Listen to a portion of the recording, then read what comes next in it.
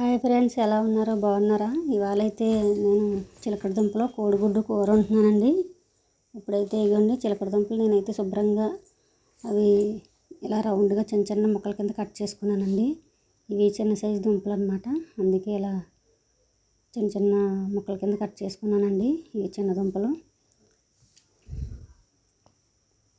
ఇదిగోండి ఆల్రెడీ వాటర్లో వేసుకొని ఉంచుకున్నాను దుంపలు. అయితే కోడిగుడ్లు కూడా 4 గుడ్లు అయితే ఉడకబెట్టి పక్కన పెట్టుకున్నానండి, ఘాట్లు పెట్టుకొని. ఇప్పుడైతే స్టవ్ వెలిగించుకొని ఆయిల్ పోసుకున్నామండి. స్టవ్ వెలిగించి 2 స్పూన్ల ఆయిల్ అయితే వేసుకున్నాను. కొద్దిగా పసుపు వేసుకొని ఈ కోడిగుడ్లు అయితే ఫ్రై చేసుకుందామండి. పిల్లలకైతే కోడిగుడ్డు ఫ్రై చేస్తేనే నచ్చుతుందండి, అందుకని ఇప్పుడు నేను గుడ్డు అయితే ఫ్రై చేస్తున్నానండి.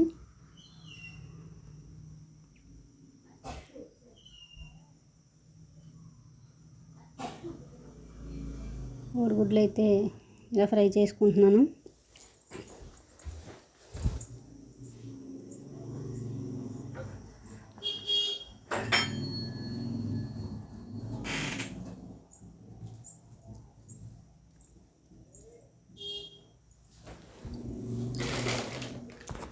గుడ్డు అయితే ఫ్రై అయ్యిందండి.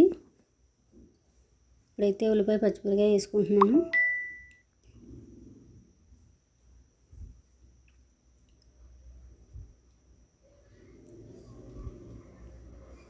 ఉల్లిపాయ పచ్చిమిరపకాయ బాగా ఎర్రగా వేగే వరకు ఇది ఉల్లిపాయని వేపుకోవాలండి. చిలకడదుంప కోడిగుడ్డు కూర అయితే చాలా టేస్ట్గా ఉంటుందండి, బాగుంటుంది.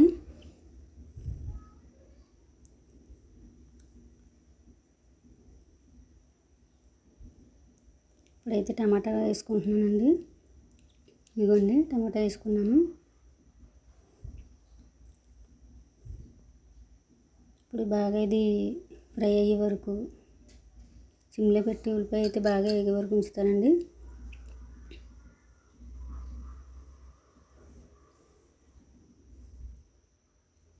ఇవన్నీ వేగింది కదా, ఉల్లిపాయ టమాటా కూడా వేగిందండి.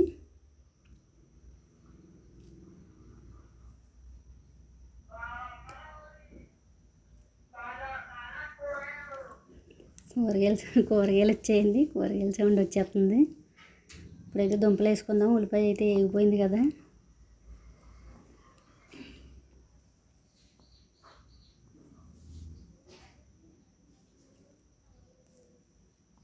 దుంపలన్నీ వేసుకొని దీన్ని కొద్దిసేపు కలుపుకొని కొద్దిసేపు ఆయిల్లో మగ్గే వరకు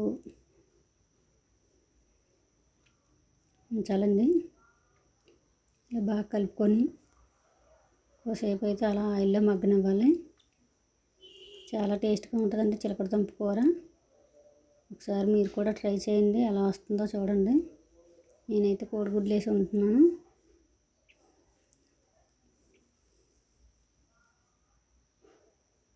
ఇప్పుడైతే మూత పెట్టుకుందాము. ఒక 10 నిమిషాల పాటు సిమ్లో పెట్టి దుంప అయితే బాగా ఉడకనిద్దామండి. ఇదిగోండి చూసారా దుంప ఎలా ఉడికిందో. మూత పెట్టగానే ఆవిరికి తొందరగా ఉడికిపోద్దండి దుంప. దుంప అయితే ఉడికిందండి. ఇప్పుడైతే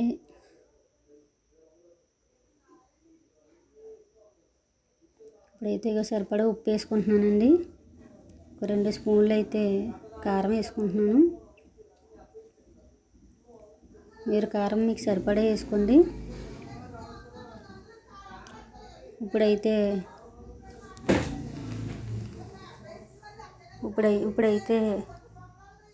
దీన్ని బాగా కలుపుకొని పక్కన పెట్టుకోవాలండి.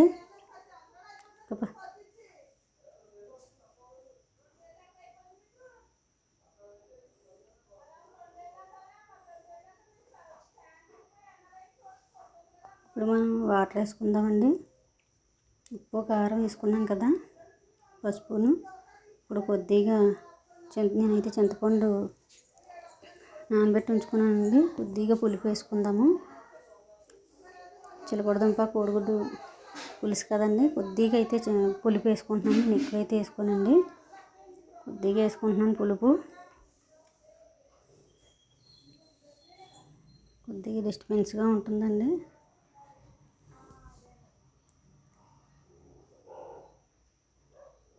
ఇప్పుడైతే ఇందులో కొద్దిగా వాటర్ వేసుకొని ఇప్పుడు ఆ కోడిగుడ్లు కూడా వేసేసుకొని మూత పెట్టుకుందామండి. మూత పెట్టుకుందాం. ఇదైతే బాగా ఉడుకుద్దండి. ఇదిగోండి కొద్దిగా వాటర్ అయితే వేసుకున్నాను. ఇప్పుడు ఈ కోడిగుడ్లు వేసేసుకుంటున్నాను. గుడ్డు అయితే ఇది అయిపోయిందండి, విరిగిపోయింది. ఇప్పుడు మూత పెట్టుకుందామండి. కొద్దిసేపు కూర అయితే బాగా ఉడుకుద్ది.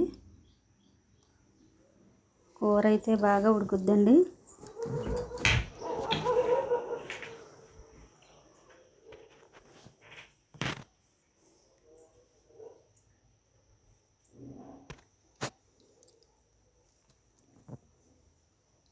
ఇవన్నీ మూత పెట్టుకున్నాను కదా, ఒకసారి మూత తీసి చూపిస్తాను. చూడండి ఎంత బాగా ఉడుకుతుందో. కూర అయితే కొద్దిగా ఉడికిందండి. ఇంకొక 10 నిమిషాలు ఉడికితే కూర అయిపోయినట్టేనండి. కూర అయితే రెడీ అయిపోయింది. ఇదిగోండి కూర రెడీ అయిపోయింది. ఇప్పుడు దింపేసి స్టవ్ అయితే కట్టేసుకుందాము. ఇలా ఉండాలండి, కలుపుకోవాలి కదా.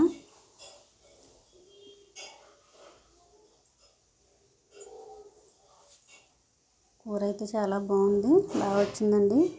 మీరు కూడా ట్రై చేసి పిల్లలకి ఇలా వండి పెట్టండి. దుంప తీయగా ఉంటుంది కాబట్టి పిల్లలు చాలా ఇష్టపడతారు.